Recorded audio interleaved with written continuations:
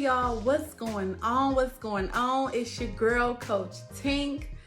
Y'all, I am here to tell y'all the scoop of what happened today. You would never believe it. So, first off, let's start by saying today was an amazing day. It is the day after Christmas, and today is the 7th Christmas I've had without my dad. My dad was called home on November 21st, 2014. And it literally hit me today that today is literally the 7th Christmas. Well, yesterday, the 7th Christmas, right? This year, 2021 would be 7 years that I have been without my dad, right? So it took me some time to just really, kind of sort through and see where I am mentally, emotionally, spiritually, like, what are we doing, right? Like, I had to go through that moment. I had to go through the relationships. I had to go through, the trials and error, who I am, whose I am. Guys, it has been a friggin' journey, right? Okay, so here we are. This morning, I woke up with the beautiful idea of feeding the homeless, right? Like, basically my mom, she cooks. When my mom cooks, like, she cooks for like an army of people, and it'll just be us. She's always been that mom, guys. So she has some extra food left, right? Like, she literally cooked too much, a whole pan of extra food left. So I'm like, no, we are not giving this food away. We are going to give this food. We're not throwing this food away. We're going to give this food away. So this morning we got up. When I say we, I'm meaning Brandon and I, my husband and I. We got up, went to Sam's Club, got some of the containers, those square containers. We got those square containers, and then after we left the mall, we pulled over to a parking space, loaded up the containers, and then literally just kind of got lost in downtown, which was very cool, by the way. Like, I seen tailgaters, I seen Atlanta be Atlanta today with this 70-degree weather, right? So we're driving through the city and we're giving food away, and it's all well. Like, I'm able to make conversation with, some of the people that I encountered. It was all men this time, with the exception of one woman. I'll get to sis in a moment. So we're giving food away, and it was a great thing. We got a chance to, kind of interact a little bit. I would ask the gentlemen their names and, just ask them, hey, are you hungry? Well, can I feed you? And I only had one requirement. And what was so funny is, as I had because we also got a case of waters from Sam's Club. So as I had a water, a utensil, and the case of food, I would say, I have one condition. And they would all just kind of pause a little bit, and they're like, what is it, right? So I'm like, okay, so I'm gonna give this to you, but the only way I'm gonna give this to you is if you can promise that you're gonna be a blessing to someone else today. And they all said, absolutely, without a doubt. I even had one gentleman not take the food because he had just got a plate from someplace. Now, he's homeless. He's walking the street. He has his walker, his rollable walker, and everything. How they have everything kind of tied on it, so like they're just mobile setup, whatever it is. So he had a container full with him. He was like, well, I can't take the food, I just got food, but I will have a water. And it was just like, yo, that's great. I just said, yeah, just promise to pay it forward. He said, well, yeah, I'm starting here with not taking extra that I don't need. And that was very, very touching. Okay, cool. Move along.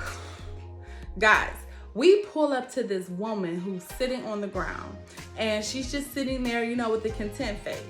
And so I said, hey, beautiful, what's your name? And she starts weeping. And I said, well, why are you crying?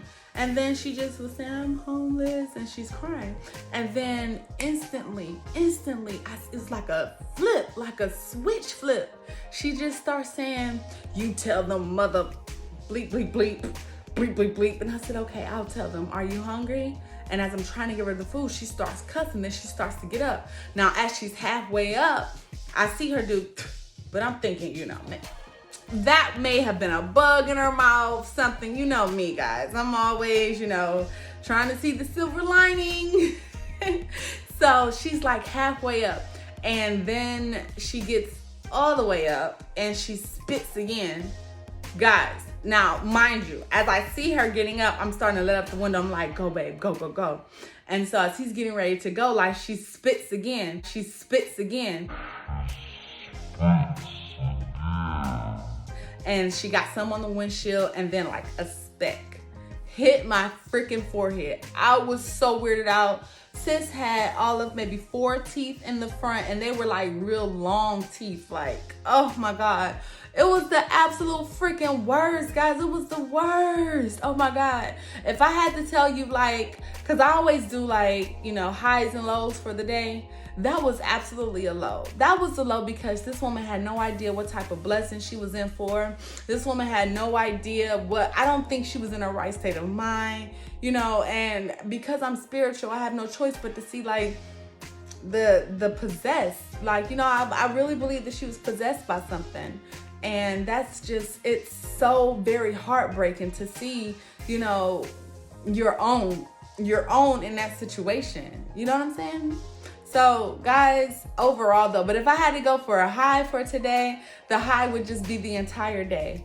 Getting up, starting the day with a positive start, you know, being productive. We got out and got the thing. We made a list before we left the house, and we literally checked off each item of that list. So that was amazing, guys. I have to say, seeing my husband get out of his comfort zone. I always tease him about him being like spoiled and a silver spoon kid, you know, just because he had certain luxuries I didn't have growing up. And I always tease him about that, you know, just jokingly, because I think it's adorable. I think it's absolutely adorable. As a matter of fact, as far back as I can remember, with the exception of maybe 1 or 2, I've always been considered the spoiled one, you know. So to see, you know, someone who I'm conjoined with spiritually have, you know, having to been exposed to the finer things in life, I think that's beautiful. I think today was a very humbling experience to him getting a chance to see the world from outside, you know, like coming out of the doors, you know. He had also made a statement today and saying that he has, you know, he's given back before, but it's always been with an organization. And I think that's beautiful. I think that's fine. However, it's a different feel when you're out there, you know, foot to the pavement, and you're literally doing the work that God has designed us to do. Really quickly, guys, I said it earlier in a video that during the time my father was first killed, I had a vision of walking through the neighborhood he was murdered in, and I was just like a walking disciple.